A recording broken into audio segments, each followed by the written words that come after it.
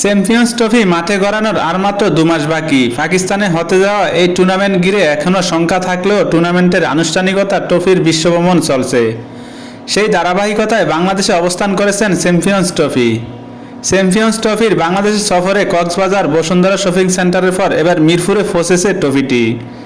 এখানে শেষবারের মতো ট্রফিটি দেখার সুযোগ পাবে ক্রিকেট প্রেমীরা। এরপর আজ রাতেই বাংলাদেশ ছাড়ার কথা রয়েছে ট্রফিটির। শুক্রবার দুপুর 12টার দিকে ট্রফি রাখা হয় মিরপুর স্টেডিয়ামের মিডিয়া সেন্টারের সামনে। তবে দেখা যায়নি ক্রিকেটারদের, কেননা এনসিএল এবং জাতীয় দলের খেলা থাকায় ঢাকাতে নেই ক্রিকেটাররা। বেলা 3টা পর্যন্ত ট্রফি থাকবে এখানে। এরপর রাতে দক্ষিণ আফ্রিকার উদ্দেশ্যে রওনা হবে ট্রফিটি। আগামী 15 থেকে 22 ডিসেম্বর দক্ষিণ আফ্রিকা থাকবে ট্রফিটি।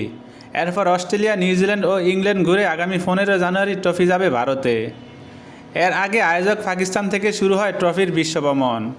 এরপর ট্রফি যায় আফগানিস্তানে, সেখান থেকে বাংলাদেশে এসেছে ট্রফিটি। এই ট্রফির জন্য আগামী 19 ফেব্রুয়ারি থেকে পাকিস্তানের মাটিতে লড়াই করার কথা 8টি দলের।